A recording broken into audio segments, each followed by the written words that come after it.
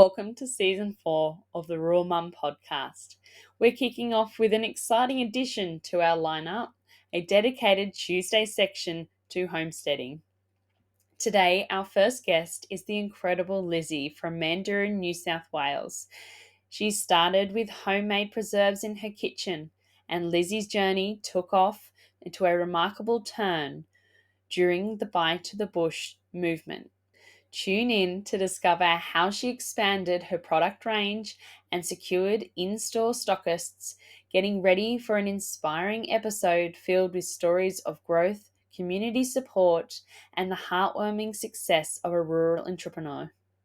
But before we jump into today's episode with Lizzie, let's hear a shout out for today's supportive link, Thermomix.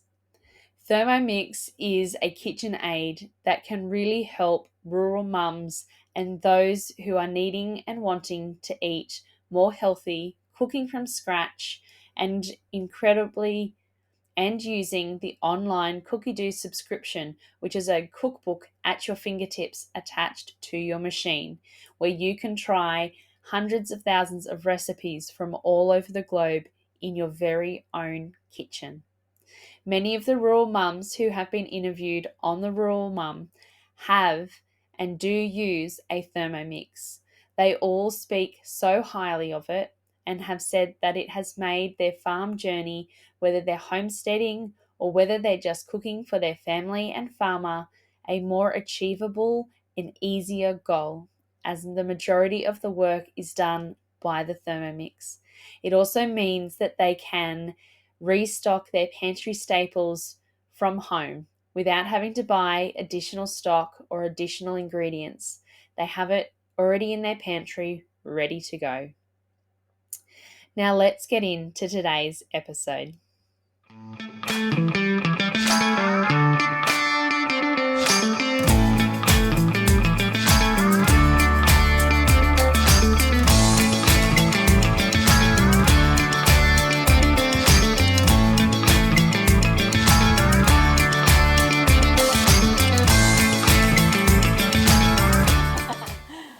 Hi, and welcome to the farm. Today we're talking about homesteading, and my guest today is Lizzie. Welcome, Lizzie. Thank you, Katja. Nice to be here. Tell us a little bit about your beautiful business and how you got into preserving. So my business is called The Dill Tickle, and I make pickles and jams in small batches using seasonal produce. So I do all the making when that particular produce is in season, and if it's not in season, then I'm not making it. So obviously, because it's just me doing it, I try to go as hard as I can in terms of make as much as I can and have a really good stockpile, so that obviously then I can sell it for as long as I can throughout the year. But things do go out of stock because obviously there's only so much that I can make, and then once it's gone, it's gone. So I really try and encourage people that if they love something to, stock up, because that's the beauty of seasonal produce, and also obviously by using seasonal produce, it's always going to be the best quality at that time. And I think in the world that we live in, because you can obviously buy watermelon all year round, people don't necessarily think about the seasonality of produce and that sort of stuff. So I think that that's important as well, like knowing that things go out of stock and whatever, it reinforces the fact that, yes, seasonality is important, and that's when you're working with the best. So that's, and I don't really grow a lot of the produce here. I mean, we do have a veggie patch, but it does find itself being neglected quite a lot because I'm in the kitchen making, and people always say that to me, oh, do you grow everything as well? No, my talent is in the making rather than the growing, but we do grow a bit. Like for my spicy green sauce, which is made using green tomatoes, I grow the green tomatoes. Once they start to ripen, and they never seem to last as well, but the green tomatoes I can grow, and I grow beetroot, and we do a bit of cucumbers and that sort of stuff, but I try and source a lot of it locally. We have a friend in town in Mendoran who has an amazing veggie patch, so he grows a lot of my summer produce for me, cucumbers, tomatoes. I get apricots from an orchard in Orange out the back of my dad's house. They've been really wonderful. They just let me get in there and pick as many as I like. What else? Yeah, I try and source as much as I can from other, like, friends and family and that sort of thing growing, and then what I don't get from people, I buy from Mick and Paul's in Dubbo, which is obviously a family-owned greengrocers, and they're wonderful, and they also stock my products there. So yeah, that's really great, and they're really good at they're onto it as soon as something's coming in fresh in season. They're like, it's here, Lizzie, get into it. So yeah, it's great. That's fantastic. Yeah. And so how did you get into preserving? So it's been a lifelong passion, really, which is where the name the dill tickle came from, because I used to call pickles dill tickles, and I used to just walk around, like, I would get home from school and just walk around with a jar of pickled onions and stab them with a fork and eat pickled onions and gherkins and all of that sort of stuff. So I've always loved pickles, and I've always loved condiments and sauces, and that's always been like a running joke in the family. And Mum is a great cook, and she didn't, I don't remember her doing as much pickling when I was young, but more like preserving, so like Fowler's Vacola, preserving fruit, and she would always make marmalade. So I think that was just, it was sort of always there. And then I was a single girl in my 20s living in Sydney, and that's sort of for me when I really got into cooking. And I actually did a Julie and Julia challenge, and did a whole recipe and cooked every recipe in one cookbook in a year and wrote a blog about it. And that was sort of my kind of entry into a real love of cooking. And then I just, one day, I don't know why, but I bought some plums and I was like, I'm going to make plum jam. I'd made a bit of chutney. Mum had a chutney recipe, so I'd done that a few times. Anyway, I bought some plums and I made plum jam, and it set smack bang perfectly. And I was like, look at me go. I'm so good at this. What are these people talking about when you can't get a jam to set? You know, this is great. And so I think I had a little bit too much confidence to begin with after that go with plum jam. But anyway, so I started making more and more, and my whole thing was when I would go to someone's house for dinner or whatever, I would always take a jar of something homemade. And it just snowballed, and I loved it. And then I left Sydney and I moved to Orange, and obviously there was a lot more produce going around, and I would go and pick strawberries at the Huntley Berry Farm, and I tried strawberry jam, I'd get cherries and do cherry jam. So it sort of just evolved from there. And same thing, I would just take it to people, and everyone started to say, you need to do something with this. You need to turn this into something, you've got something here. And I'm very risk averse and not particularly confident with that sort of stuff. So I was like, as if, like, I'm not going to start my own business. And then I met Dave, and I moved out here to the farm, and I had Harry, and, we're 80 k's from Dubbo. There weren't a lot of work opportunities. And so I met up with a couple of girlfriends who had various types of small businesses, and they were just really positive and really encouraging, and were just like, really, you've got nothing to lose, and you don't have a huge outlay to begin with. Just start small and see how it goes. And I had a couple of friends who owned small shops or providors, and they were all like, if you do it, we'll stock your stuff, no questions asked. And so I was like, well, I may as well give it a go. I've got nothing to lose, really, other than, my own confidence if it all falls apart. And so I did. I just sort of slowly figured it out, and I kind of figured out what my first few products would be in the range, and sent samples off to these friends who'd said that they would stock it, and then got labels, had a logo designed, got it all sorted, and then I, started really small, had 4 stockists to begin with in Millthorpe, Inverell, Dubbo and Walgett. And then Buy From the Bush happened, and the girls featured me on there probably about a month into their kind of campaign launching, and obviously when they had the marketplace and that sort of stuff. So I remember the day that they posted the dill tickle, and they texted me to say, oh, we're just FYI, we're about to feature you, and everything just went crazy. And I didn't sell through my website back then. It was just literally I had the 4 stockists. Anyway, I had to very quickly get like a cut and paste sentence, like paragraph that I could send back to everyone. And it just kind of took off, and I'm forever grateful that I kind of had that exposure.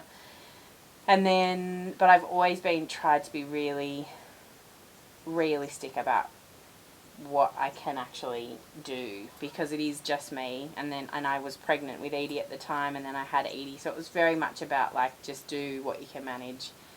And it's just slowly evolved and grown from there. And I've added, more products into my range, and I've obviously had a lot more stockists, and some have come and gone.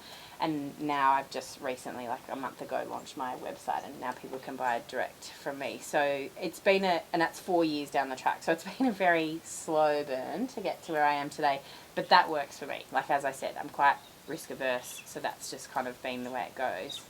But through it all, and my husband and my friends would vouch for this, it's always been about that love of food and pickles and preserves and sharing that with other people. And I think that's the thing, is the feedback that it's that people love it because it's good quality, and it is made in small batches, so people know that it's kind of a unique product. And I love that I can share that with people, and that's what's kind of most important. Yeah. You mentioned earlier that your mum used Coca-Cola jars, but you use a different jar. So can you talk us through why that jar choice and the difference in the jars? Well, I guess with the Fowler's Coca-Cola, so I've never really used it. I've only ever seen Mum use it. But for me, I see it as a much kind of, it's bigger, like you're preserving in a bigger sense. And, it's things like a lot of stone fruit. Like Mum has like big jars of preserved peaches and pears and that sort of stuff. Whereas I guess what I'm doing by making sauces and jams, it's kind of different. And in terms of like, I guess the preservation and longevity of the products, it's that heat sealing, and obviously that's the whole point with Fowler's and the water baths and all that sort of stuff. Whereas the way that I seal my products is like hot stuff into hot jars and sealed immediately, and you get that heat seal immediately that way. So, and again for me, that was like a lot of trial and error, and before I kind of add any new products to my range, I'll be making them a year earlier, and then having them in like the back of my pantry for a year, and checking them after 3 months, like open a jar then, yep, fine, check it after 6 months, same thing, to make sure that when I'm actually then selling it to other people and putting a best before on, that I can vouch for the fact that it has that shelf life and that sort of stuff. So, but I mean, it is, because it's one of those things like high sugar content, and obviously vinegar in the pickles, it helps. It makes it very easy to kind of know that you're safe in that sense, I guess, because obviously, and I think that's the other thing, like that preserving of stuff like in the Fowler's Coca-Cola, it's a different kind of preserving. There's not really sugar. You're obviously using just the natural sugars in those fruits and that sort of stuff, so it is quite different. And I don't know if you can get Fowler's in smaller jars, but I always picture them as those big ones, whereas obviously with mine, and I get my jars from a company in Molong, so again, I tried to kind of keep that local and support them. Yeah, from Centre Pack. So, and I just get a pallet of jars delivered probably every 2 months, and work my way through those, and they've been really great, and it's nice to be able to support them actually. So it's good. We use Centre Pack as well. Yeah, they're great. Yeah. So is there any advice you would have for someone who is starting pickling and preserving straight up, at the start? I mean, I get a lot of people who contact me and ask me for tips and that sort of stuff, and I always feel like a total fraud because I'm like, I don't know, I'm just muddling through myself. I mean, I think for me, like, I guess in the basic sense of all of that sort of stuff, obviously all of that stuff around like heat sealing, and obviously that is so important, and obviously sterilisation of your jars and all of that sort of stuff. So that's obviously the big thing. And then, in terms of brines and whatever, just getting your quantities right in terms of like the sugar content and all that sort of stuff. Obviously some things require more sugar, others less. And for me, it really is just a case of trial and error. So obviously I'm very lucky that I have friends and family who are happy to be my taste testers and trial new products for me and all that sort of stuff. So I think that's probably the main thing. And I would also say just try and let the produce speak for itself. Like, and again, if you're doing it seasonally, it should speak for itself. You shouldn't really need to add like I don't do, like something and something jam. It is just apricot jam or strawberry jam. And don't get me wrong, I love, it's great to obviously add in. And I have done that, like I did a marmalade that had, thyme and ginger and all of that sort of stuff. And I still do all of that. But I do think that there is an element of, in pickles and preserving, let the flavours speak for themselves. It's obviously, and particularly if you're doing it seasonally, that's the point. You don't have to add a ton of spices or... No, like, keep it simple because the flavour is already there. Yeah. Perfect. When we're joining homesteading and preserving together, we are quite a distance away from town when we're living on farm. Yeah. So have you found that it meshes quite nicely between being here on the farm and away from services and supermarkets, that it actually bolsters up, your food and your menu and what it is that you serve here on the farm? Yeah, I think so. And I mean, we obviously, we kill our own meat, not beef, but lamb we do. And obviously it's so nice to obviously be able to then, cook and eat your own meat, which I think is really important. And obviously a treat for people who do live on their own farm, because obviously not everyone gets to experience that. So yeah, I mean, I think that's really important. And again, I mean, I did say I'm not the best veggie grower, but we do what we can. But I do, and I think you have to think about it more, like, because living out of town and obviously stocking up and having a well-stocked pantry and multiple freezers and all of that sort of stuff, you're always thinking ahead. And I think, again, it comes back to knowing about the seasonality of stuff. You have to think about it more because everything's not just at your fingertips. Yeah. It requires some thought and some planning. And, I mean, we do, like, it doesn't always work, but I try and kind of the week, it doesn't always work from, like, a Monday to Sunday, but, the night before I go to Dubbo to do a big shop, I'll try and menu plan for the week and figure out what we're going to eat and, so that I'm not sort of wasting that much stuff. But I do always make the joke that ever since we got chooks, I'm not so worried about throwing the odd something that sat at the back of my crisper drawer for a week and gone bad or whatever, because at least I haven't bought eggs for about 5 years. So. Yes, true. So I feel less guilty about having to throw, a few mouldy snow peas out if I have to. Yeah. Perfect. Excellent. That's all my questions for this evening. Cool. Do you have anything else that you wish to share to people about pickling and preserving or homesteading? I mean, all I would say is, when it comes to pickling and preserving, just give it a go. It's actually pretty straightforward, and you really can't. I mean, yes, you can stuff up. You can. And you can have a jam that doesn't set. I've definitely had that happen on multiple occasions, even after my winning plum jam where it all began. But you know what? Use it as a syrup on ice cream. I mean, I've made, in trying to get my strawberry jam right for the dill tickle, oh my God, how many batches of strawberry jam did I make that were like a runny strawberry syrup? Yum, strawberry syrup on your ice cream. Like, you can't just have a go. And, if you've got an excess of something from your garden, have a go. Turn it into something. Too much corn, make a relish. Just give it a go. Green tomatoes in excess, try a green tomato pickle. Like, there's just, you really, you can just try anything and give it a go. And it's not, once you get a good kind of pickle brine, like a good brine in your ratios right and one that you like, and look, if you don't have mustard seeds or whatever, throw in some peppercorns. Like, you can, anything goes really. Like, just give it a go. Yeah. Well, thank you, Lizzie, for having us out here on the farm and talking to us about your business and about preserving and homesteading. Yeah, my pleasure. Absolutely.